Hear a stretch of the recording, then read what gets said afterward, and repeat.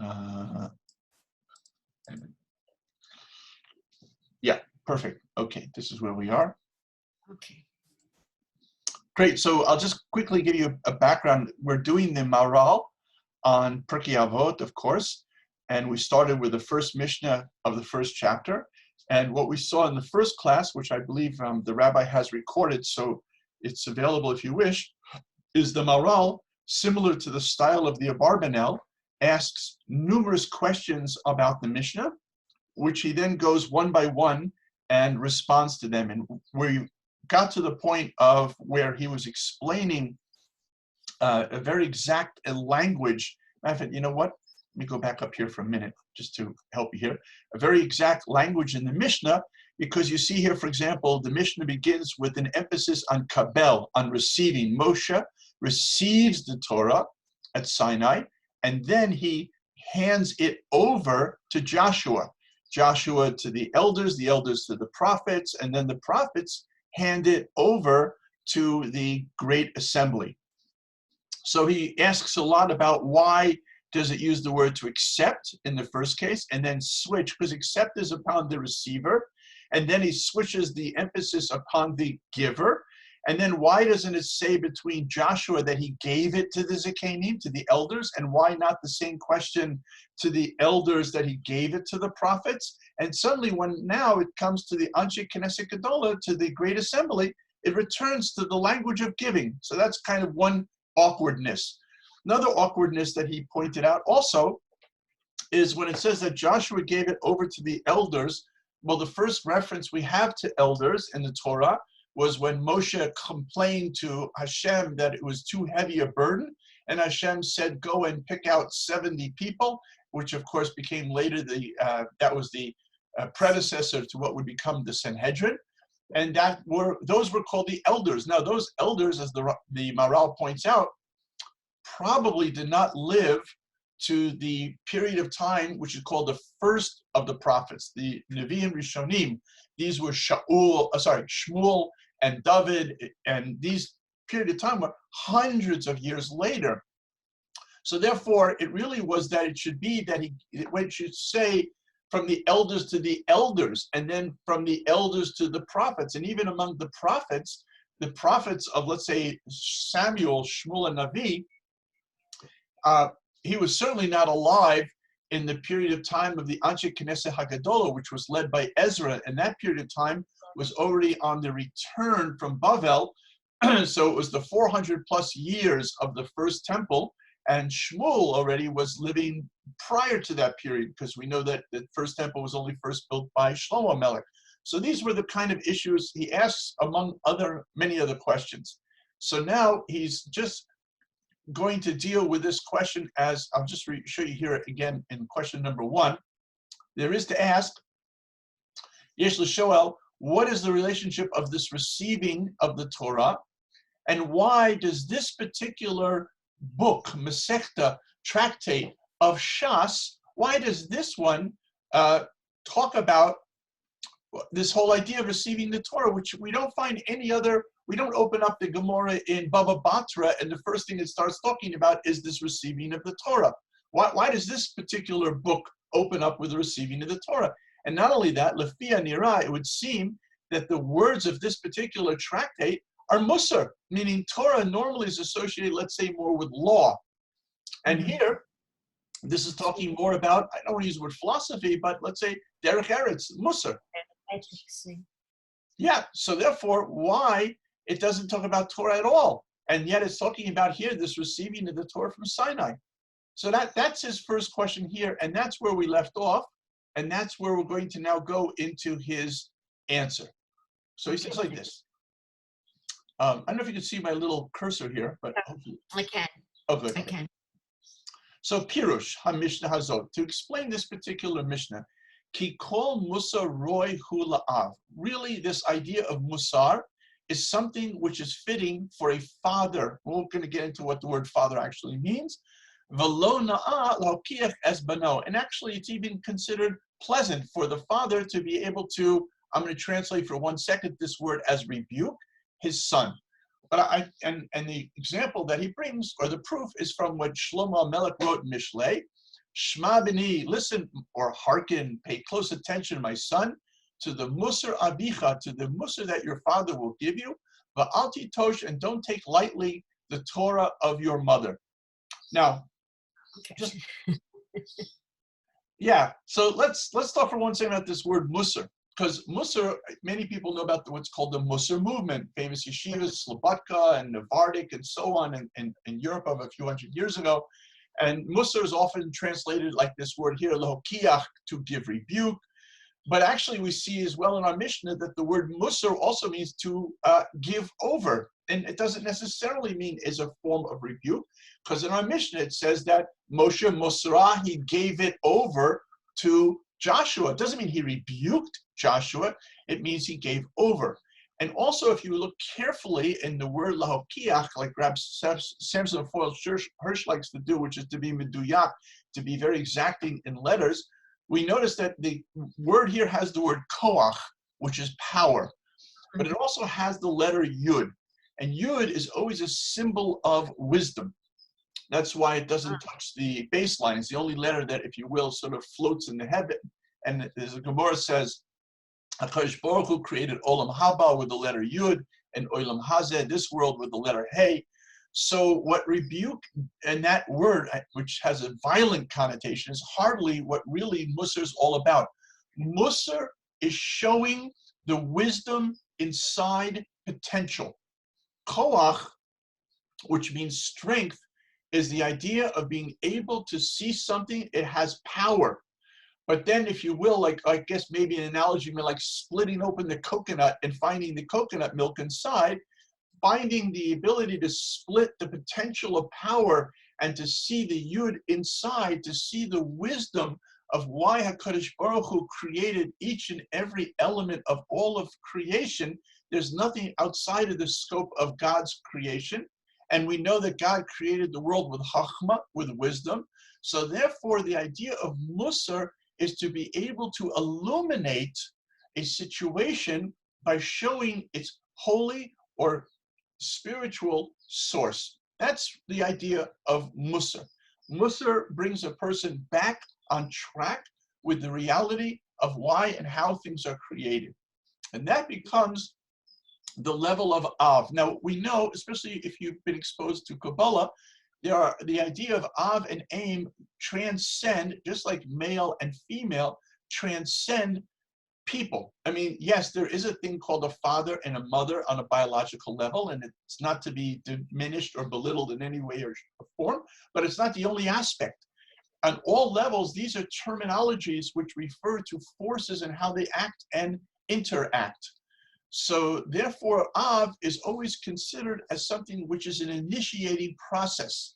This is hinted at in the very word Av, because we notice that it's the first two letters of the Aleph Bet. So it's the building blocks, if you will. But it's much more than merely the building blocks, because we know that Bet is the letter of creation of Bereshit. The Zohar has a whole long piece as to each letter came and asked to be the first letter of the Torah. In the end, the letter Bet won, because Bet, as God said, stands for blessing. So that everything that should be in our world should be a world of blessing. But on another level, Bet is also the number 2, because prior to creation was only the unity of the oneness of Hashem. So what was it that Hashem introduced as a novelty in creation? It is the power of the Yetzer Hara. It's the power of Dimyon, of imagination, or it's the power of other, Elohim Acharim, other than Hashem Echad. And that creates our world, which is a world of day and night, of good and bad, of Bechira Chafshi, of free will. That's the world of Bet. Now, the world of Bet, if you will, of Bereshit, hides the letter Av. But yet in the word hides the letter Aleph. But in the word Av, the Aleph is now reattached to the Bet. So Hashem, as the ultimate father, if you will, teaches us Torah, and that Torah gives us the ability to reunite the Aleph and the Bet, and through that creates our ability to become that which is the opposite, if you will. This is, if you reverse the letters Aleph Bet, it's the word Ba, right? Like Hashem says, Bo, come to Paro, I am with him. Hashem says to Moshe, don't be afraid to come to the darkest parts of the world or the darkest parts of our soul, because there's nowhere where God cannot be found. And once we realize that, then we pull back the veil of olam, which is this world, and it's connected to the word alam, which means hidden, and we reveal. So our job is to go from the world of Bet to discover the Echad.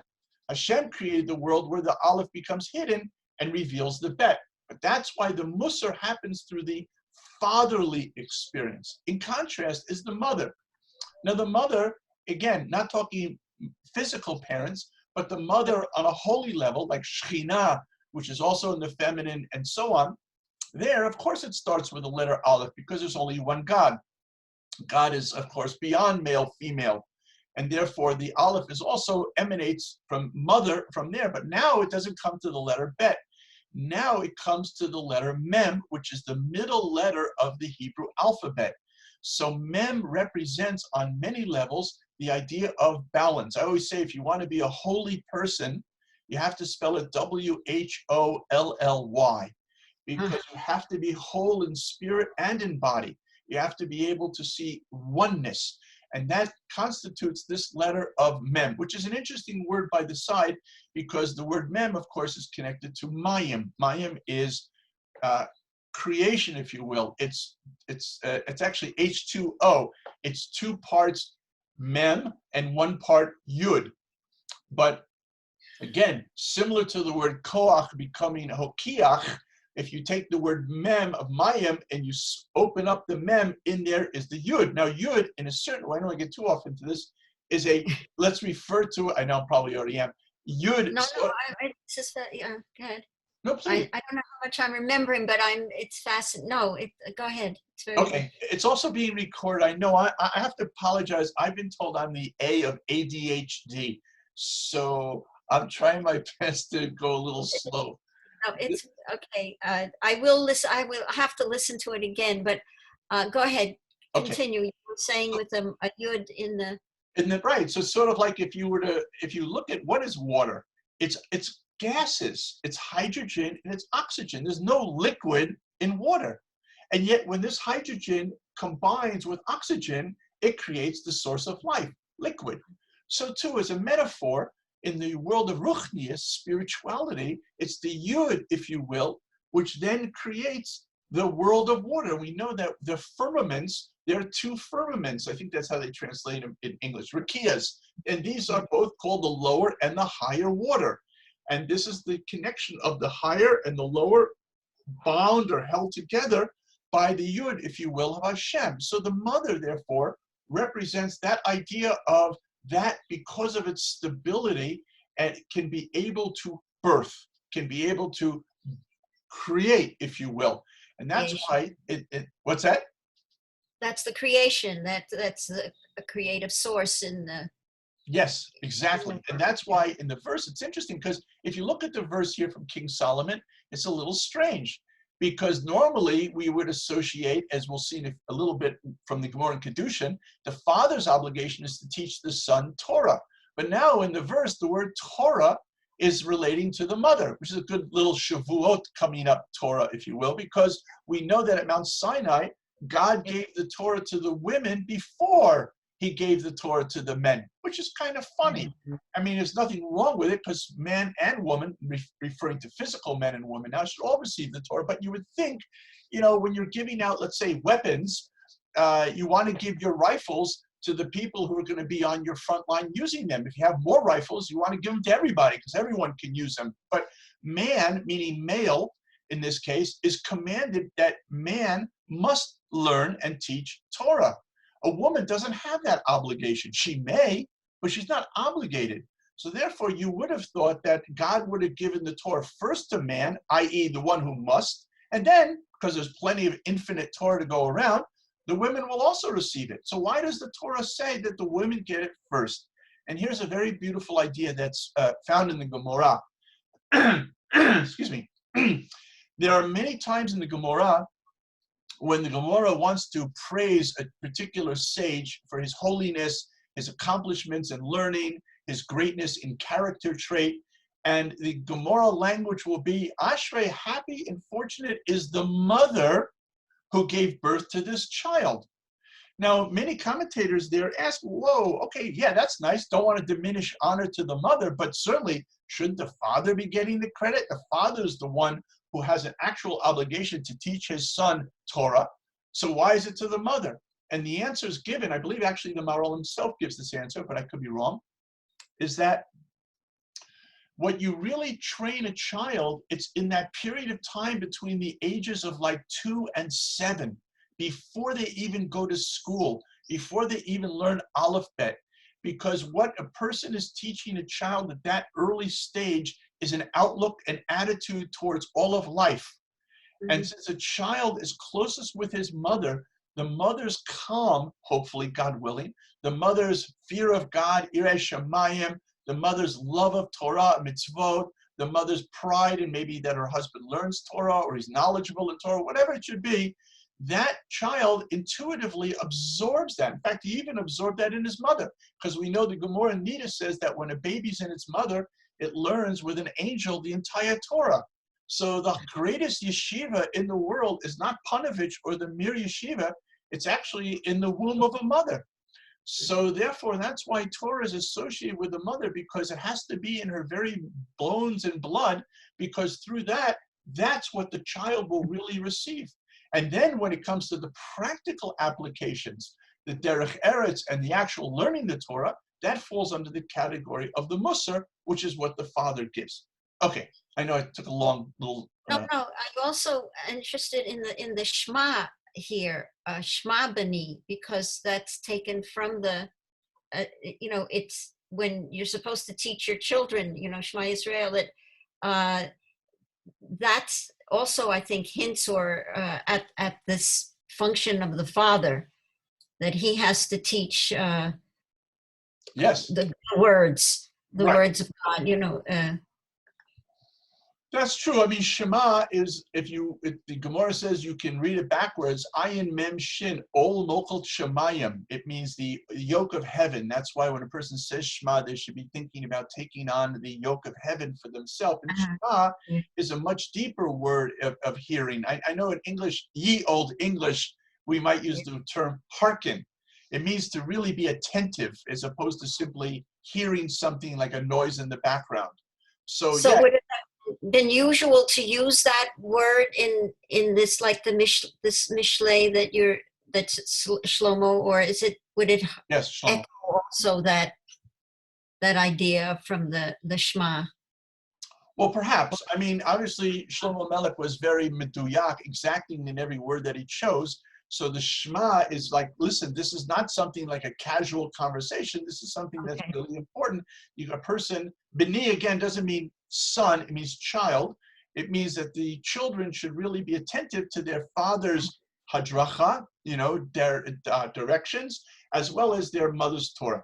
Anyhow, going further, Kia'av, Kia'av, B'mashu'ah, because a father, in that he is a father, kfar sar mimenu halyaldot v'shacharot. A father, meaning that he's called father, it means he's already outgrown his childness and his darkness. Actually, I would have used the word with a cuff and called it his drunkenness, meaning lack of being, deep or sincere. But because he's called a father, the term father means that he's already an adult. In Kabbalah, they refer to this as katnus and godless. Katnus means, let's say by a boy until he's 13 is called katan. And then from 13 to 20, he's called godless rishon. And then from 20 on, he's godless sheni. That there's a certain level of maturity that happens in a boy from 13 to 20, and a greater level that happens from 20 onwards. And we find that this is reflected, for example, when a boy is 12 years old, let's say, for example, if he, right before his birthday, he throws a rock at a window, and the minute the rock breaks the window, he turned 13 1 second before. Well, if he was 13 when the rock broke the window, he's now a man, and he has to pay for the rock. If he only turned 13 after the rock broke the window, then he's still under the jurisprudence of his parents, and they have to pay for the window. By the way, as a little side thing, just a kind of interesting point by bar mitzvah, it's interesting, we noticed that bar is Aramaic. Why don't we normally call it ben mitzvah? like Ben Sora Mora. Many times the Torah always uses the word Ben, and now all of a sudden when it comes to this, we call it bar mitzvah. I mean, my one rabbi had said jokingly, says he went to America to a bar mitzvah, so a lot of bar, but very little mitzvah. But the real idea of the word bar in Aramaic not only means son, it also means outside. Like toho ki baro, where that one's inside, toho should be like they're outside. So the idea is we have a person should do mitzvot ifilu lo lishma, because mitok shelo lishma bo lishma. A person should do these commandments of God even if they don't do them for the right reasons, because the innate holy nature of the mitzvah will have a hashpa'ah, an influence that ultimately will allow that person to do it for the right reasons. So you can't suddenly take a kid who's 12 years old and he's got his like Nike t-shirt and because it's his birthday, suddenly throw on a black hat and a black jacket and say, voila, you're a man. So what happens is he has a 7-year period from 13 to 20 where he is involved for the wrong reasons in the mitzvot, simply because it's part of his chinuch, or that's what everyone's telling him that he has to do, or maybe he's in a very religious community and it's peer pressure. But nonetheless, he's doing them bar. He's bar mitzvah, that the mitzvot are on the outside of him. But the idea is that as he performs them more and more, ultimately they become integrated on the inside. And that's the stage of 20, and that's what he's referring to here as Av. One who has that mental maturity is one who's already removed that childness. By the way, it's also interesting to note that the word yeled, which is child, is connected in its root to the word leida, to give birth. Because birthing in Judaism is not merely coming out of one's mother's womb. Birthing means that the soul and the body are alive. So therefore, the word birthing only ceases at the bar or bat mitzvah, because at that point now the neshama, the soul's light, takes over, and therefore it's no longer in that birthing process. Anyhow, v'kena aim, and so too by the mother. Vehem bali musa, they are both fit to be instructors. Lefikach, therefore, roy la'av liyaser et beno b'divrei musar. Therefore, it's fitting for the father to be able to give over these words of direction. Ubaprat ha'av, and specifically the father, yoter min acher, more than anyone else. Why? Mipnei shebiladoto shel ben, because when the child is born, hu mutal ala'av, he immediately becomes the responsibility of the father, l'nahag et beno, that the father has to help with the son, b'kol davar yaldoto, everything of his childhood. Kamosh amru chazal, like our sages teach us in the Gemara and Kedushin. By the way, this area here in Kedushin is the famous source here of where you have, for example, why women are not obligated in positive commandments rooted in time, the commandments about chinuch, of educating children, the commandments of kibbut ava'im. It's all from here, from Kaftet to about maybe Lamed Hey. It's a tremendously fascinating little piece of Gemara if you want to go look at it. Anyhow, so here he quotes a piece of it. Ha'av, this is the Mishnah. Ha'av chayav lamed et beno. A father is obligated to teach his son Torah, v'yasio isha, and to teach and to arrange for his wedding, and even goes on to say things like to teach him an education, and according to some opinions, even to teach him how to swim. But nonetheless, you see there that the Mishnah earmarks the father per se. Lekach, therefore, iru gam ken shikibel haben musa'av shemasara oto. We find even more than that, that the child, a boy especially, always looks up to his father, hopefully. And therefore, he's always anxious to want to show his father how he's becoming a little mensch, how he's growing up, and so on. And therefore, the son is wide open to receiving the hadracha, the instructions of his father.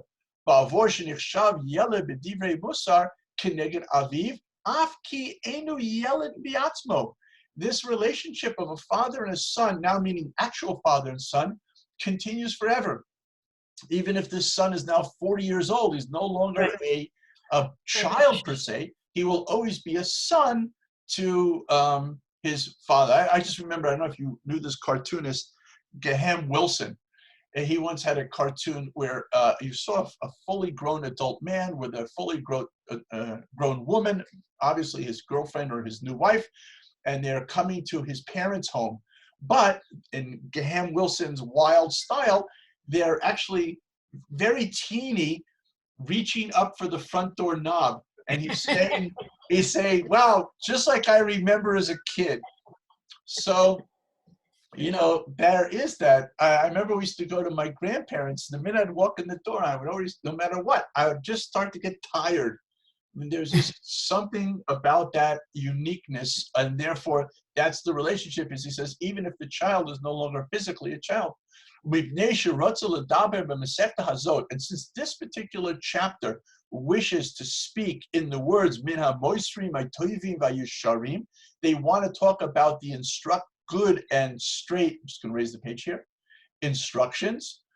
Hitchilomar, it begins by saying Ki yesh likabel musar min avot, that one therefore should be willing to accept or receive rather the instructions of their fathers. Ve'elohem avot ha'olam b'vadai. And these names in this particular Mishnah, or all of this chapter rather, these are considered the fathers of the world.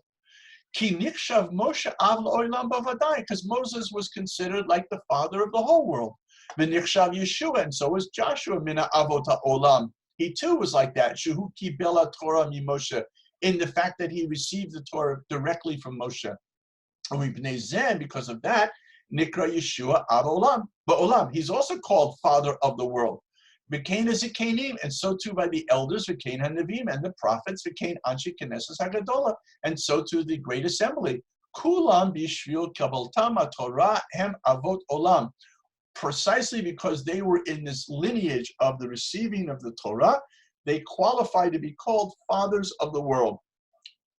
And became Antigonus Ish Sukkah, that's names we'll get to later in the Mishnah. Nakshavav, he was also considered to the father to the world. Why? Shehu Kabbalah Torah Mishimon Atzadik, because his tradition of receiving the Torah came from that direct line. Shimon Atzadik was the head of the Anshe Knesset Gedola, or the last group of them at least, and he handed it over to Antigonus. And so too, the Zugot, because the Mishnahs and Pirkei Avot start to talk about parallel rabbis. Shehem kiblu Torah me Antigonus ish Sukkot. They also received from him. Became Shar HaZukot, and all of the following groups or pairs, Shekiblu kulam hem avot olam. They also received it from the fathers of the world. Va'af min HaZugot, even though after the Zugot, ve'elech, and further in our Pirkei Avot, Shlo Hizkur Kabbalah, it doesn't mention anymore at a certain point this receiving. Hayinu, that is, Shlo Hayum Yuchadim B'Kabbalat HaTorah. These particular people were not, and we're going to see more later what this means, they weren't earmarked for the direct transmission of the receiving of the Torah. Kamosha Hayu Elu, like these that we've just spoken about, Shizakar, like we've mentioned. Aval, but nonetheless, Bavadai Hem Gam Kain Avot Olam, they were still Avot Olam. Why? Torah, because they did receive the Torah. In other words, what the Maharal is saying here is sort of like there's two things here. There's the spine, and there's the spinal column, if you will. So the actual spine has a direct link of Moshe, Yeshua, Zikanim, so on and so on. But the spinal column, which of course, or the backbone, which makes together, it's all one, that's still part of the spine, but it's not actually the cord on the inside. But since it's part of the whole spine, it's still considered part of the Kabbalah, even though maybe those individuals were not as specifically earmarked in the line as the previous. Lefikach, therefore, yesh la'adam lekabel musar shalahem, a person should receive these directions from them, kamo she'ala ben roy lekabel musar av, just like a normal son to his father is ready to receive what his father has to say, we as a people should be willing and ready to receive from these individuals because they are our father as a national or even global level. I'm just going to move the page up there for a minute. Ooh. Okay. Sorry. Yeah. So they have that, somehow that extra knowledge or that extra connection that maybe someone else wouldn't have, but they've somehow been designated for some reason to get this. Well, there's two levels. Yes, but there's two levels. Let's call it an inner and outer. The inner one is the direct line. That's Yeah, what. yeah. But I'm talking about the people who maybe you wouldn't see that they would have been chosen for, and yet when they were chosen, they have this special yichus and special knowledge. Yes, right, and right, therefore we should be listening to them. right, right. It's very interesting, by the way, what you're asking, because there's a rule in Komora, which also transcribes into halacha, and that is when it's a question of legal decisions, we follow the later day rabbi, the more contemporary rabbi.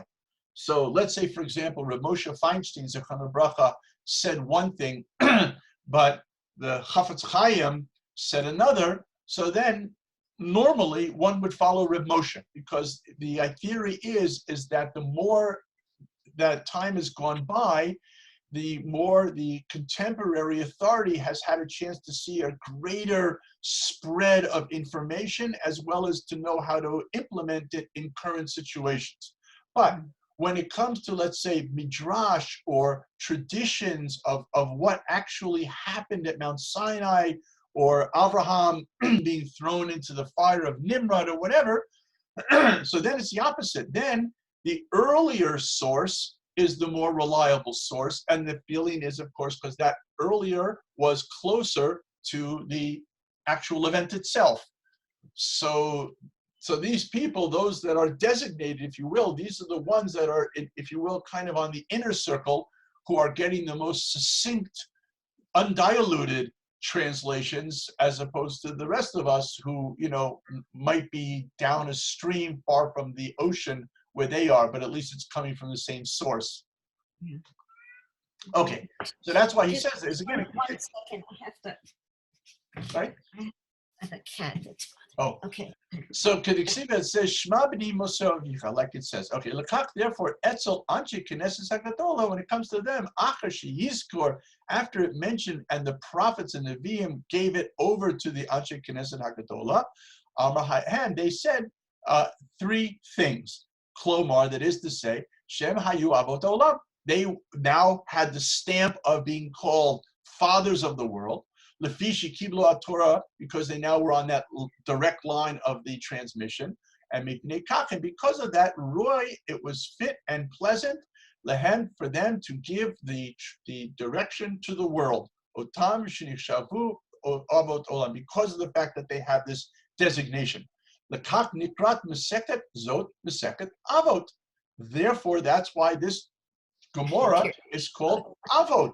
Because Kim Mesekta Zot, in this Mesekta, Nishna al Musar, we learned the Musar Shalamdu Avot Olam, the Musar that was taught by the fathers of the world.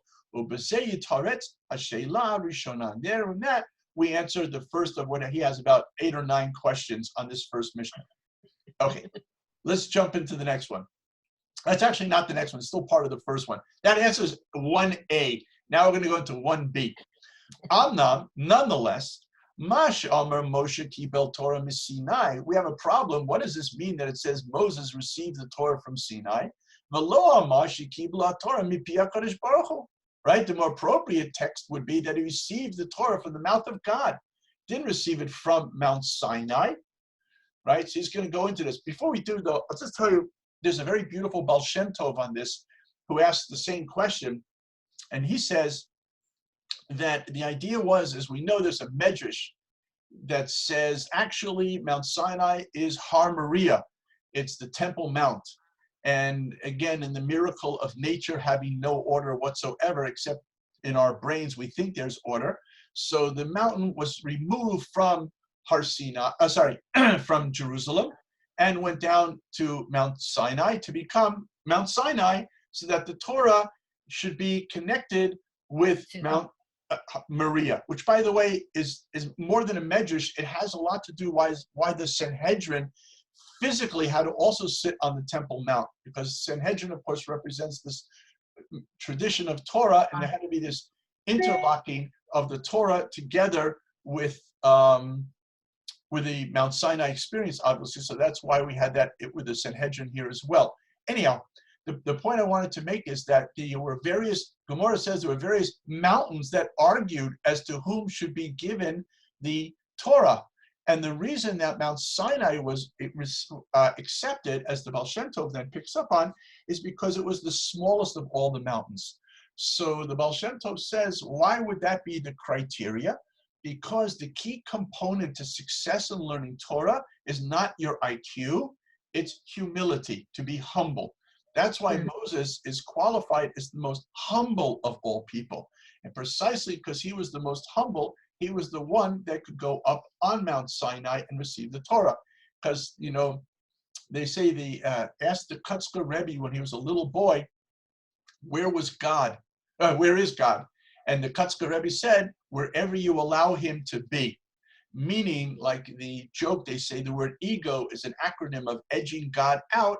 So the Gemara says that whoever's filled with himself has no God, meaning that the greatest form of idol worship is self-idol worship. So that's Paro. Paro was filled with himself. He had no room to say, who is your God that I should fear him? But the idea, God comes along like John Wayne and says, this town ain't big enough for the two of us. So God says, you know, either you're filled with God or you're not, right? Either the Beit HaMikdash is a holy place, or Chalila, it's used for a place of Avodah Zorah. So that's the same idea, that the Mount Sinai taught the power to go up to receive the Torah was to be humble. On the other hand, as the Baal Shem Tov points out, it's also called a mountain. So on the one hand, you've got to be strong and powerful like a mountain. And on the other hand, we have to also be humble like Har Sinai. That's how he learns Mi Sinai. Why it says that? Because Moshe learned that trick from the actual mountain, which was the enabler for him to then receive the Torah. But let's see now what the Maharal asks. So, Yesh Leparish, there is to explain, Ki lekach amar Moshe kibel Torah miSinai. Why does it say that language? Ki zeh mora, it teaches us al ikar mailos hakabbalah, the most important part of the receiving shel Moshe from Moshe Shahaya HaKadosh Baruch Hu Miyuchad Lo Makom, that there is an idea of place, that Hashem made a designated place for the giving of the Torah. This is a very interesting idea, especially when we think about the idea that the word makom, which means place, is also one of God's names. So, and if you're one of those people who really pay attention when they count the Omer, we see that it says, may you return to Bimkoma, to her place, meaning the divine presence. This is all part of the ultimate ichud, of the unification of the higher and lower worlds, that it cannot just be in one's mind. It's not just in the spiritual. It must be translated into vessels, into kalim, into physical place. V'hu Har Sinai, and this is Mount Sinai, l'teit lo shem Torah, sham Torah, that there will be given the Torah. V'lo haya hadavar, Bikeri. It won't be just happened to be at Mount Sinai.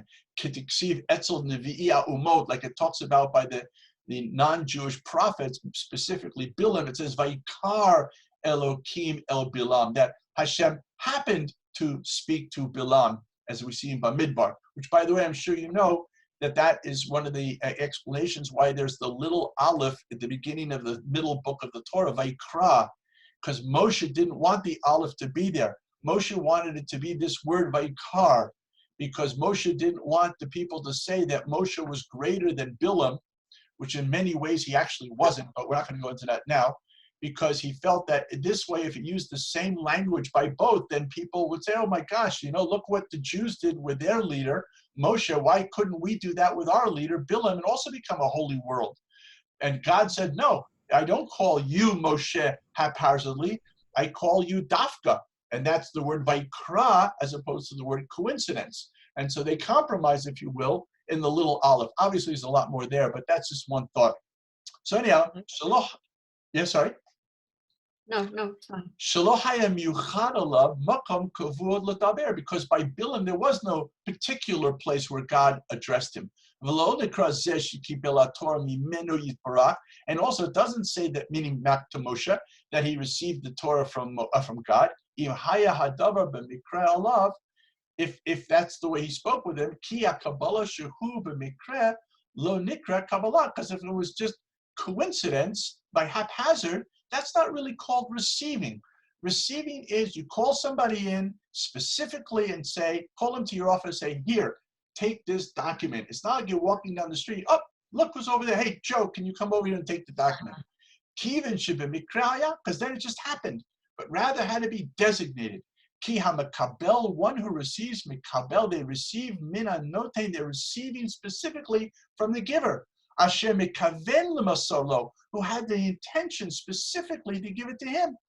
Va'az then kovo alo makom lezeh, and therefore that's why they fixed up a rendezvous point. Listen, meet me over on the corner of Peachtree and Cherry at 5 o'clock on Thursday, and I'll give you the bag, or I'll give you the documents, or whatever it is. But that's a real kavanah.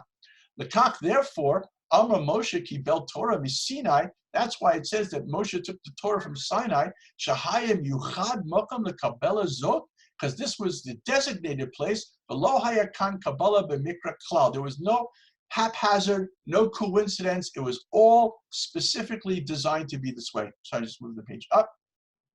Va'af im amar Moshe. And therefore, by Moshe, Kibel Torah mipi HaKadosh Baruch Hu, if it had said that God had, that Moses had received the Torah from the mouth of God, bis Sinai, at Sinai, as opposed to mit Sinai, from Sinai, lohaya mora shahaya zemakam yuchad. That wouldn't teach us that it had to be dafka Sinai.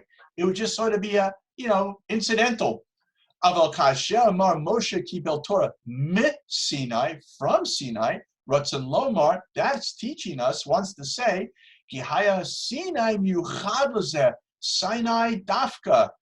By the way, there's an interesting medrash that asks the question, maybe it's even a Gemara, but I don't remember now. What is the source of anti-Semitism? So you know that the word hatred in Hebrew is sinah. And so it says, Al tikre Sina Ella Sinai, that anti-Semitism began at the moment of the giving of the Torah at Mount Sinai. So anyhow, so therefore, because it had to be at Sinai specifically, Ki'ilu Haya Sinai Emtsa'i, so it's now as if Sinai becomes the middleman, Al Yadei vis-a-vis Shehechin Oso Lekach, because it's the preparatory for Shetavua Torah Mimenu Moshe, that through it or on it as a critical conduit, the Torah could be given to Moshe. Umora Davazeh, and this shows or teaches Shelo Haya HaKabbalah Hazot B'Mikra, that it wasn't just stam haphazard. It was Somech Od Yispor, and also we'll explain how could it be Haya Har Sinai Miuchad Shetavo Mimenu Torah. In next week, Mitzvah Shem, because we're close to the end here, I'll just get to the end of the paragraph, we will see why specifically Mount Sinai, a different approach than the Baal Shem Tov I shared. Kamoshe Bo Torah mi Moshe El Yeshua, ubishvil zeh yesh lomar Moshe kibel Torah miSinai. In the same way that Moshe then handed over the Torah to Joshua. This is because Moshe received the Torah from Sinai, Shahaya Sinai Emtsa'i Legamri. It was really a key component. She'al Yado, because of Mount Sinai, Bo Torah Moshe, it was because of Mount Sinai the Torah could come to Moshe. By the way, don't forget, Moshe was on Mount Sinai before this. The burning bush was also Mount Sinai. So there's a lot to think about, but not for today. The Ein Kan Kabbalah B'Mikra, this was not a haphazard receiving, Shahaita Etzel Nevi Umot, like by the other nations' prophets. Tiksiv Vayikra, as he said before, Elokim LeBilam, that God haphazardly spoke to Bilam. Kach Yesh LeParish Masha Omar, Moshe Kibel Torah MiSinai. And that's how I will explain this. And it will go, God willing, next week we'll pick up here at Amnam when he goes Borur, much more into this idea. It's funny. I never thought of it in a lot of. These things, and it's fascinating. You don't mind if it's only one person, or okay? I don't mind. No, listen. Okay. I'll just tell you something. A little bit. My rabbi. I think I might have mentioned this even in my last class, but my rabbi would start his classes at 9 a.m. And I remember one day we got there and there was nobody there. We got like 9:05. But he was sitting in the room and he said, that's how Rashi learns, but Tosfos doesn't agree. And we just kind of came in. And when we were done, we got the guts to ask him, Rabbi, excuse me, but did you notice there was no one in the room? He says, of course I did. He said, but my job is to teach at 9. Your job is to listen at 9. So because you're not doing your job, I'm not going to do my job. So, Okay. Rabbi Pear asked me at 11 to teach Maharal. I teach Maharal at 11 on Thursdays. Okay. Now you said this is recorded. Where can I find it again if I wanted to go over a few points or something? Yeah, that you'll have to be in touch with Rabbi Pear. I just sent him the link. Okay. All right. Anyhow, thank you. This is completely new for me and fascinating. Oh, by the way, I also know Ava from Feldenkrais. So Rachel, just tell her hello from Rachel. I certainly will. Okay, but thank you and Shabbat Shalom.